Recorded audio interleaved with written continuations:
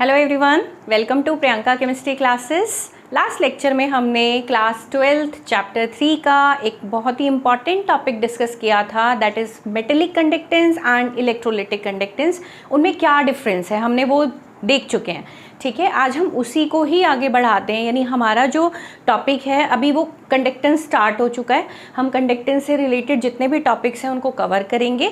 तो इस लेक्चर में मैं आपको ना कुछ इंपॉर्टेंट टर्म्स बताने वाली हूँ जिनको मतलब आपको वो चीज़ें पता होना ज़रूरी हैं कि रेसिस्टेंस क्या होता है, रेसिस्टिविटी क्या होती है, कंडक्टेंस क्या होता है, कंडक्टिविटी क्या होती है, मोलर कंडक्टिविटी क्या होती है, इक्विवेलेंट कंडक्टिविटी क्या होती है। ठीक है, तो हम इन टॉपिक्स को कवर करेंगे, इनके बीच में क्या डिफरेंसेस हैं, इनके क्या फार्मूलाज हैं, इनकी क्या यूनिट्स हैं। आज इस लेक्चर में आपको ये सब सीखने को मिलेगा। तो आप हेडिंग लगाएं इम्पॉर्टेंट टर्म्स, ठीक है, ऑफ इलेक्ट्रोकेमिस्ट्री। ठीक है, कुछ हम इम्पॉर्टेंट टर्म्स डिस्कस कर रहे हैं जिसमें फर्स्ट टर्म है रेसिस्टेंस। आपने अच्छे से ये चीज़ें फिज़िक्स में भी पढ़ी होंगी। ठीक है, फिज़िक्स में हम जब भी रेसिस्टेंस की बात करते हैं हम वायर में रेसिस्टेंस देखते हैं। ठीक है, यहाँ पर हम किसी सेल के अंदर कैसे रेसिस्टेंस क्रिएट होगा वो चीज़ देखेंगे। एक कोई सेल है, देखो बच्चों, कोई सेल है, ठीक है, इलेक्ट्रोड्स हैं इसमें, ठीक है, इलेक्ट्रोड्स हैं, इलेक्ट्रोड्स को पर्टिकुलर किसी इलेक्ट्रोलाइट में डिप किया गया है। ठीक है, ये इलेक्ट्रोलाइट है, ठीक है, इलेक्ट्रोड्स हैं, इलेक्ट्रोलाइट है। ठीक है, तो जब भी हम रेसिस्टेंस देखेंगे यहाँ पर देखेंगे कितना रेसिस्टेंस क्रिएट हुआ है। जैसे हम वायर के केस में देखते थे कि length of the wire, area of cross section of wire. अब यहाँ वायर तो है नहीं, एक छोटा सा कंटेनर है, तो बच्चों लेंथ किसको लेंगे हम, जितना ये वाला पार्ट इलेक्ट्रोड का जो डिप्ड पार्ट है ना इलेक्ट्रोलाइट के अंदर, वो किसको शो करेगा, लेंथ को। ठीक है, और इनके बीच का जो एरिया कवर हो रखा है ये वाला, ये बेसिकली क्या है, एरिया। ठीक है, आपको पता है रेसिस्टेंस को हम R से डिनोट करते हैं, which is directly proportional to L/A, length. अब यहाँ पर लेंथ हम सेल की बात करेंगे। ठीक है, सेल के अंदर जो ये डिप्ड पार्ट है इलेक्ट्रोड का, ये लेंथ को शो करेगा। वहाँ पर area of cross section of wire देखते थे, यहाँ पर कौन सा एरिया देखेंगे, इन दोनों इलेक्ट्रोड के बीच का जो डिस्टेंस है ये वाला, ये किसको शो करेगा, एरिया को। इतनी बात समझ आ गई। तो R is proportional to L/A, ये आपको पता है। R की यूनिट क्या होती है, unit of resistance, unit of resistance क्या होती है, ओम। ठीक है, ओम। और प्रोपोर्शनिटी साइन हटाएंगे तो एक सिंबल आएगा, दैट इज रो, L/A। यहाँ पर रो क्या है बच्चों, रेसिस्टिविटी, रेसिस्टिविटी, या फिर हम इसको एक नाम से और बुलाते हैं, दैट इज स्पेसिफिक रेसिस्टेंस। आजकल हम यूज़ करते हैं बच्चों रेसिस्टिविटी, पहले स्पेसिफिक रेसिस्टेंस पे बोला जाता था। अगर मुझे रेसिस्टिविटी को डिफाइन करना हो तो मैं क्या बोलूँगी, रेसिस्टिविटी क्या है बेसिकली। अभी पहले इतना देखो, R is directly proportional to L, inversely proportional to A, R is equal to rho L/A। Rho क्या है, रेसिस्टिविटी। क्लियर हो गई बात। अब एक नई टर्म आई है रेसिस्टिविटी, इसको एक्सप्लेन करें। ठीक है, अगर मैं रो की बात करूं तो रो क्या हो जाएगा बच्चों, RA/L। ए को मैं यहाँ ले गई, L नीचे आ गया। ठीक है, रेसिस्टिविटी बच्चों क्या होती है, रेसिस्टिविटी 1 ml इलेक्ट्रोलाइट में पाए जाने वाले जितने भी आयंस हैं, जितना रेसिस्टेंस क्रिएट करेंगे वो उसकी क्या कहलाएगी, रेसिस्टिविटी। दोबारा से सुनो, 1 ml इलेक्ट्रोलाइट में पाए जाने वाले आयंस जितना रेसिस्टेंस क्रिएट करेंगे वो उसकी क्या कहलाएगी, रेसिस्टिविटी। आप लिख सकते हैं resistivity, resistivity is the resistance due to all the ions, रटने की जरूरत नहीं है, समझ समझ के, all the ions present in 1 ml of electrolyte। ठीक है, यहाँ 1 ml इलेक्ट्रोलाइट में पाए जाने वाले जितने भी आयंस हैं वो जितना रेसिस्टेंस क्रिएट करेंगे वो उसकी क्या कहलाएगी, resistivity, which is denoted by rho, which is denoted by rho. ठीक है, यूनिट देखिए, रो का यूनिट क्या होगा, रो का यूनिट, आर का यूनिट क्या होता है बच्चों, ओम।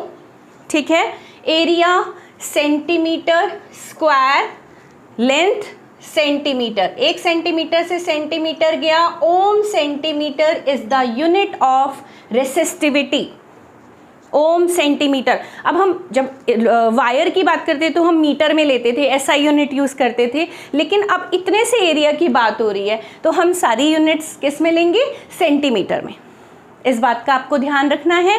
क्या हो गया, ओम सेंटीमीटर, देखो ना, रेसिस्टेंस की यूनिट ओम, area centimetre square, length centimetre, क्या बचा, ओम सेंटीमीटर। तो आपको एक टर्म क्लियर हो गई रेसिस्टेंस, एक टर्म क्लियर हो गई रेसिस्टिविटी क्या होती है, 2 टर्म सीखे। फिर हम आते हैं कंडक्टेंस पे। आपको पता है जिस भी सेल के अंदर रेसिस्टेंस ज़्यादा होगा उस सेल का कंडक्टेंस क्या होगा, कम, क्योंकि कंडक्टेंस हमेशा रेसिस्टेंस का रेसिप्रोकल होता है। इतनी बात आपको पता है, ये टर्म नोट करें विद यूनिट्स, उसके बाद हम आगे बढ़ते हैं। चलिए इतना नोट करें, फिर मैं इसे रब करती हूँ। हमारा नेक्स्ट टर्म होगा कंडक्टेंस।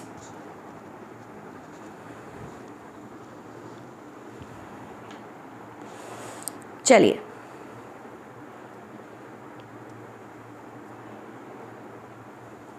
रब कर दूं। थर्ड टर्म है कंडक्टेंस, रटने की ज़रूरत नहीं है आपको, डेफिनेशन आपके साथ साथ बन जाएंगी, इसको ध्यान रखो। 1 ml इलेक्ट्रोलाइट में पाए जाने वाले आयंस जितना रेसिस्टेंस क्रिएट करेंगे वो उसकी क्या कहलाएगी, रेसिस्टिविटी। ठीक है, थर्ड पॉइंट है हमारा कंडक्टेंस। कंडक्टेंस को हम C से डिनोट करते हैं, आपको पता है वो 1/R के इक्वल होता है। जितना रेसिस्टेंस ज़्यादा होगा कंडक्टेंस उतना ही कम होगा। क्लियर है। यूनिट की बात करें तो आपको पता है R की यूनिट क्या होती है, ओम, यानी इस कंडक्टेंस की यूनिट क्या हो गई, ओम इनवर्स। ओम इनवर्स को हम मोह भी लिख सकते हैं, उल्टा, ओम इनवर्स मतलब मोह। इसकी एक और यूनिट आपको याद रखनी है, सीमेंस, ये बहुत इंपॉर्टेंट है। Siemens is the unit of conductance. ठीक है, यूनिट का प्लीज़ ध्यान रखना, क्योंकि न्यूमेरिकल्स में आपको यूनिट्स दे रखी होंगी, आपको कई बार उसी से ही पता चल जाएगा कि किसकी वैल्यू गिवन है। ठीक है, ओम इनवर्स, मोहो, सीमेन। ठीक है, ये वाली यूनिट हम यूज़ करेंगे जिसको हम एस से डिनोट करते हैं। ठीक है, इसके बाद फोर्थ टर्म है कंडक्टिविटी। कंडक्टिविटी को हम कप्पा से डिनोट करते हैं। किससे डिनोट करते हैं, कप्पा। इसको के को मैं क्या बोलूँगी, कप्पा। अब बच्चों कप्पा क्या होता है, ध्यान से सुनो, मैं वापस से आपको डेफिनेशन समझाती हूँ। कंडक्टिविटी क्या है बच्चों कि 1 ml इलेक्ट्रोलाइट है, 1 ml 1 centimetre cube, 1 ml electrolyte में पाए जाने वाले आयंस जितना कंडक्टेंस क्रिएट करेंगे वो उसकी क्या कहलाएगी, कंडक्टिविटी। दोबारा से सुनो, 1 ml इलेक्ट्रोलाइट में पाए जाने वाले आयंस जितना कंडक्टेंस क्रिएट करेंगे वो क्या कहलाएगी, कंडक्टिविटी। चलो मेरे साथ डेफिनेशन लिखो। कंडक्टिविटी इज द, रटना नहीं है बिल्कुल भी, बोल बोल के साथ साथ, कंडक्टिविटी इज द कंडक्टेंस, जैसे रेसिस्टिविटी इज द रेसिस्टेंस, ऐसे ही conductivity is the conductance due to all the ions present in 1 ml of electrolyte। 1 ml electrolyte में पाए जाने वाले जितने भी आयंस हैं वो जितना कंडक्टेंस क्रिएट करते हैं वो उसकी क्या कहलाती है, कंडक्टिविटी, जिसे हम किससे डिनोट करते हैं, कप्पा से। और आपको पता है कप्पा क्या होता है, 1/ρ, रेसिस्टिविटी का रेसिप्रोकल क्या कहलाएगा, कप्पा। और अभी अभी रो क्या था बच्चों, kappa is equal to RA/L, अभी अभी आपने देखा था RA/L था इससे पहले। ठीक है, एल ऊपर जाएगा, क्या बना 1 में R A into L. Clear हो गया बात? 1 में R into L by A, 1 में R into L by A, इसको ऐसे लिख दो, ठीक है। 1 में R into L by A. 1 में आर क्या होता है? कंडक्टेंस। क्या होता है? कंडक्टेंस। तो एक फॉर्मूला आ गया, kappa is equal to conductance into, बच्चों एक और नई टर्म सिखाने जा रही हूं, एल बाई ए, जिसको मैं जी स्टार से डिनोट करूंगी। जी स्टार क्या होता है अभी बताऊंगी थोड़ी देर में। Cell constant. क्या होता है? Cell constant. Conductance into cell constant.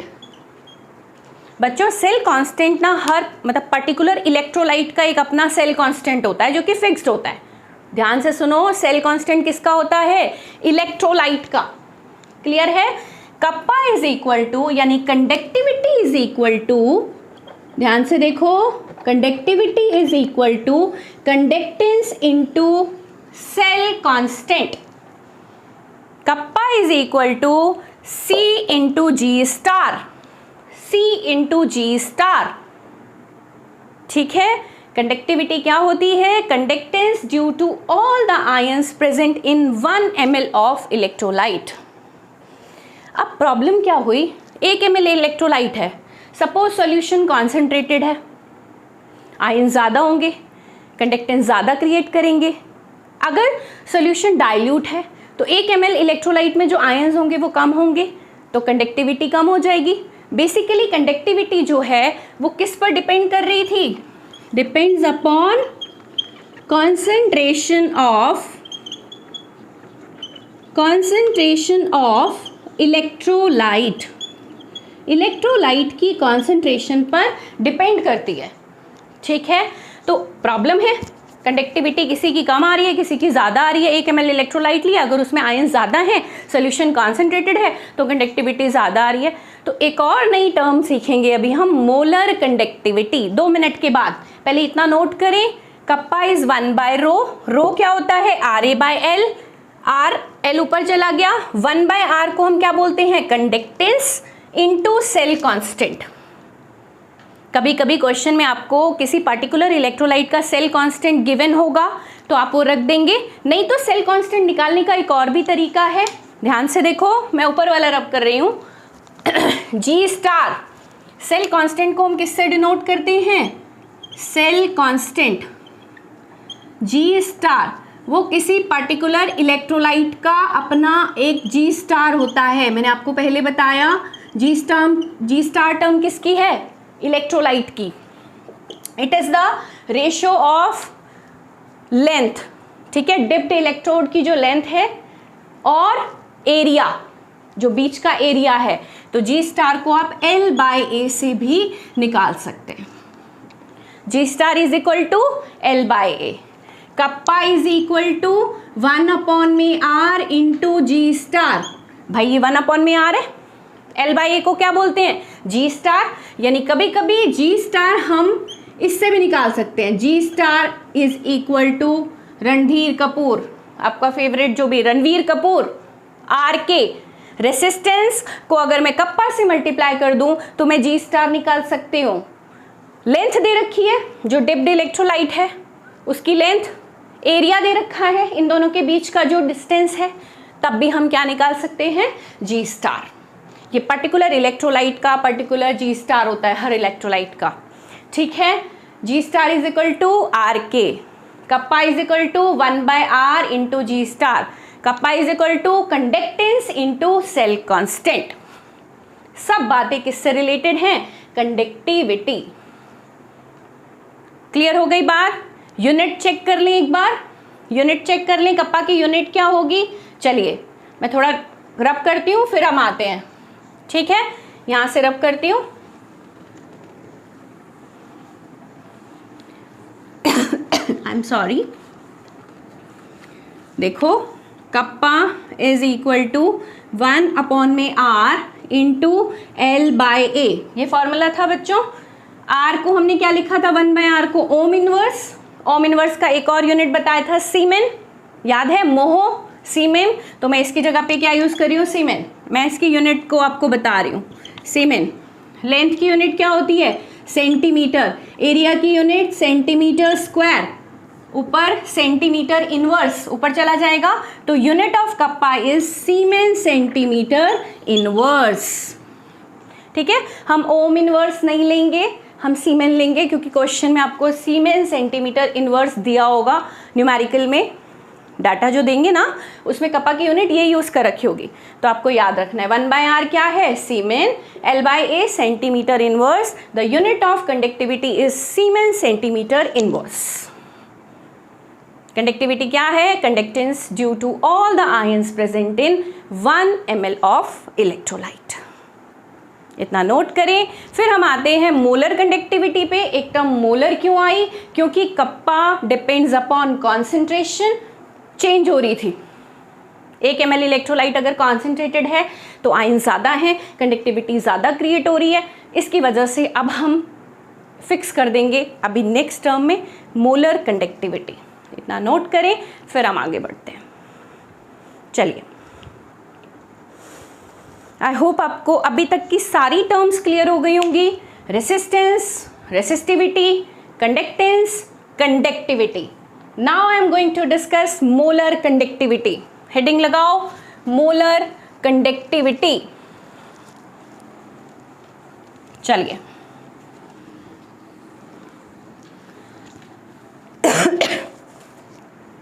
Next heading है, 4 टॉपिक हम डिस्कस कर चुके हैं टर्म्स। 5th टर्म जो कि बहुत इंपॉर्टेंट है, that is molar conductivity. Molar conductivity को बच्चों लैम्बडा m से डिनोट करते हैं। आप देख रहे हो मैंने थोड़ा लैम्बडा अलग बनाया है। इलेक्ट्रोकेमिस्ट्री में कंडक्टेंस की टर्म में हम ये वाला लैम्बडा नहीं बनाएंगे, ये वाला बनाएंगे, बना लेना आप, ठीक है। कुछ स्मॉल कैपिटल का चक्कर है, तो इसमें हम इस तरह का आपको लैम्बडा यूज़ करना है, ठीक है। मोलर कंडक्टिविटी, जैसे अभी हमने सेल देखा था, सेल में क्या था, इलेक्ट्रोलाइट था, लेंथ कौन सी थी, ये जो डिप्ड इलेक्ट्रोड है इसकी लेंथ, और 2 इलेक्ट्रोड के बीच का जो एरिया था वो क्या था, एरिया, ठीक है। मोलर कंडक्टिविटी क्या होती है बच्चों, आपने 1 मोल इलेक्ट्रोलाइट लिया, 1 मोल इलेक्ट्रोलाइट, यहाँ से 1 मोल इलेक्ट्रोलाइट लिया, 1 मोल मतलब आपने इस इलेक्ट्रोलाइट में से उतना वॉल्यूम निकाला जिसके अंदर 1 मोल इलेक्ट्रोलाइट है। अब वो 1 मोल इलेक्ट्रोलाइट में पाए जाने वाले आयंस जितना कंडक्टेंस क्रिएट करेंगे वो उसकी क्या कहलाएगी, मोलर कंडक्टिविटी। आपने इलेक्ट्रोलाइट का कितना वॉल्यूम निकाला, विच कंटेन्स 1 मोल ऑफ इलेक्ट्रोलाइट। कैसे लिखेंगे डेफिनेशन, देखो फिर से हमें रटना नहीं है। Conductance, molar conductivity is the conductance due to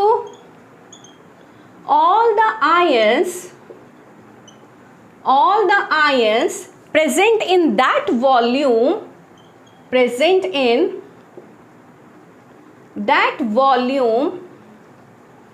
which contains 1 mole of electrolyte।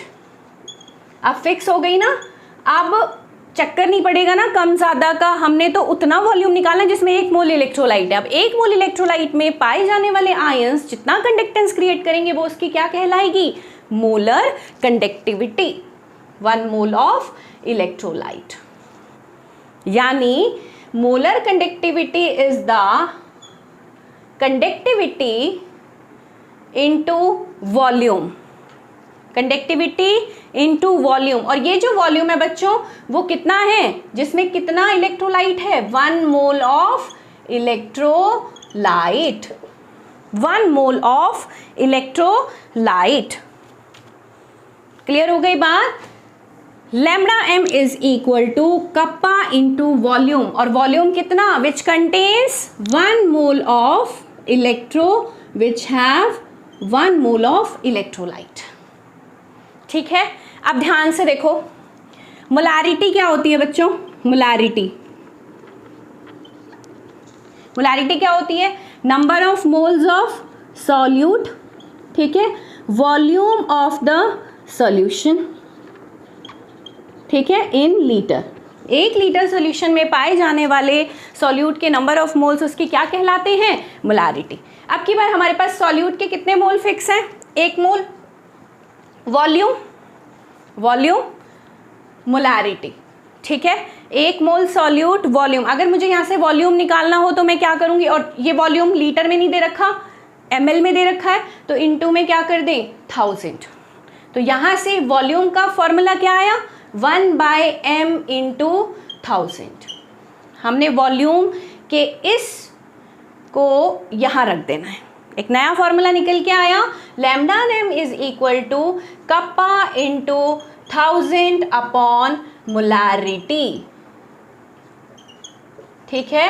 अगर आपको क्वेश्चन में इलेक्ट्रोलाइट जो सॉल्यूशन है उसकी मोलारिटी गिवन है, कंडक्टिविटी गिवन है, तो आप वहाँ से क्या निकाल सकते हैं? Molar conductivity. Kappa into volume, molar conductivity, volume क्या हो जाएगा? 1/m × 1000, इसको मैंने यहाँ रखा, kappa into 1000 divided bye molarity. इस फॉर्मूला को आप किसी भी सॉल्यूशन की मोलर कंडक्टिविटी निकालने के लिए यूज़ करेंगे। ध्यान से देखिए, याद कर लो प्लीज़, बहुत इंपॉर्टेंट है। Conductance due to all the ion present in that volume which contain 1 mole of electrolyte, ठीक है। This is called molar conductivity which is denoted by λm। इतना नोट करें, फिर हम इसकी यूनिट पर आते हैं, ठीक है। यूनिट देखें क्या होगी, आप ही बताएंगे मुझे। यूनिट आपको पता है, मोलारिटी की यूनिट क्या होती है? मोल पर लीटर। अब लीटर की जगह पे क्या दे रखा है? ml। ml क्या होता है? सेंटीमीटर क्यूब, यानी इसकी यूनिट हो गई मोल सेंटीमीटर क्यूब। मोल पर सेंटीमीटर क्यूब किसकी यूनिट हो गई? मोलारिटी की। अभी हम यहाँ रखेंगे ना, ध्यान से देखना। चलो यूनिट की बात करें। यूनिट कप्पा की यूनिट अभी अभी देखी थी, siemens centimetre inverse. Siemens centimetre inverse. Molarity की यूनिट अभी अभी मैंने बताई, मोल पर सेंटीमीटर क्यूब। मोल पर सेंटीमीटर क्यूब, पर सेंटीमीटर मतलब नीचे है तो ये तो ऊपर चला गया सेंटीमीटर क्यूब, ठीक है। 1 सेंटीमीटर इनवर्स है, 1 सेंटीमीटर क्यूब है, क्या बचा? Centimetre square. तो यूनिट क्या हो गई? सीमेन सेंटीमीटर स्क्वायर पर मोल। कैसे लिखूं इसको? Siemens centimetre square mole inverse is the unit of molar conductivity. दोबारा से समझ लो, कोई दिक्कत नहीं है अगर कुछ कंफ्यूजन है। कप्पा की यूनिट सीमेन सेंटीमीटर इनवर्स, अभी अभी सीखी थी इससे पहले। मोलारिटी की यूनिट मोल पर लीटर। लीटर हमने किस में लिया? ml में लिया है, तो सेंटीमीटर क्यूब हो गया। सेंटीमीटर पर सेंटीमीटर क्यूब है, मतलब सेंटीमीटर क्यूब ऊपर ही है, इससे एक गया, सेंटीमीटर स्क्वायर बना। मोल को ऊपर लेकर जाएंगे तो क्या बन गया? Mole inverse. Siemens centimetre square mole inverse is the unit of molar conductivity. कई बार तो 1 नंबर का क्वेश्चन यूनिट में ही पूछ लेते हैं, right the unit of molar conductivity, ठीक है। तो प्लीज आप इसको सीख लो, सीमेन सेंटीमीटर स्क्वायर मोल इनवर्स। बढ़े आगे, एक लास्ट टर्म रहती है that is equivalent conductivity. Equivalent conductivity, heading लगाएं, इक्विवेलेंट कंडक्टिविटी। चलिए, जिसे हम लैम्डा ई से डिनोट करेंगे। मैं रब कर रही हूँ इसको, पॉज करें, पूरा नोट्स ऐसे ही प्रिपेयर करें क्योंकि डेफिनेशंस भी पूछी जाती हैं, यूनिट भी पूछी जाती है, फॉर्मूला न्यूमेरिकल में यूज़ होंगे, तो फॉर्मूला भी आना चाहिए, ठीक है। क्लियर हो गई बात? चलिए, लास्ट टर्म जो इस लेक्चर में हम सीखने वाले हैं that is equivalent conductivity. Equivalent conductivity. Equivalent conductivity को बच्चों हम लैम्डा ई से डिनोट करते हैं। जैसे मोलर को लैम्डा एम से डिनोट करते थे, इसको लैम्डा ई से डिनोट करते हैं। कुछ नहीं है इसमें भी, सेम कंडक्टेंस। हमने क्या किया, एक वॉल्यूम निकाला इलेक्ट्रोलाइट का जिसमें 1 ग्राम इक्विवेलेंट आयंस हैं। कितने हैं? 1 ग्राम इक्विवेलेंट। वो जो सॉल्यूशन है वो कितना है आपकी बार? 1 मोल नहीं है, 1 ग्राम इक्विवेलेंट है। अब 1 ग्राम इक्विवेलेंट जो इलेक्ट्रोलाइट है उसमें पाए जाने वाले जितने भी आयंस हैं वो जितना कंडक्टेंस क्रिएट करेंगे अब की बार वो क्या कहलाएगा? Equivalent conductivity. क्लियर? बनाए फॉर डेफिनेशन, साथ साथ बनाते हैं। चलो, कंडक्टेंस या ऐसे लिखो, lambda E is the conductance, lambda E is the conductance due to all the ions present in that volume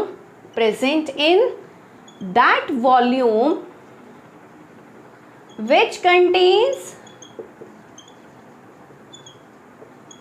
1 gram equivalent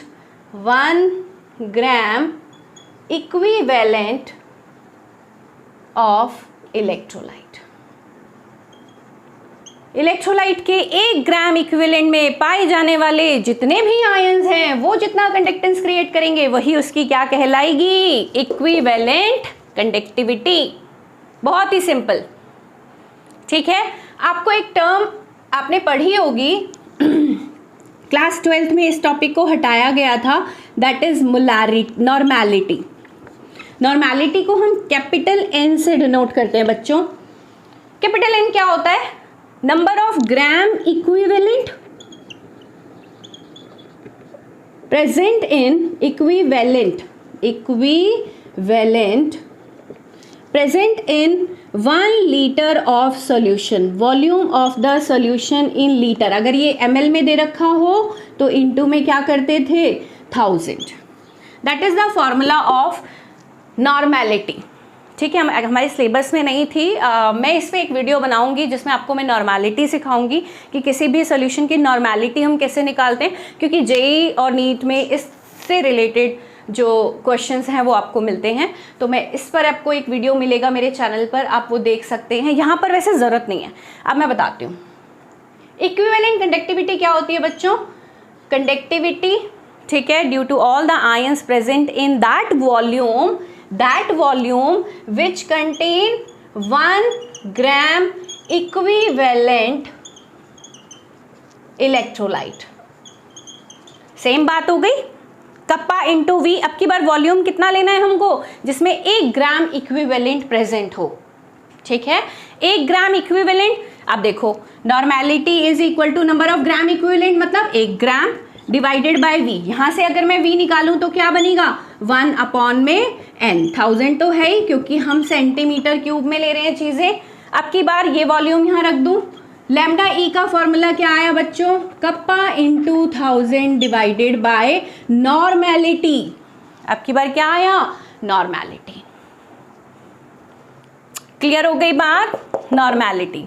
तो equivalent conductivity kappa into 1000 divided by normality, यहीं से हमने निकाला है।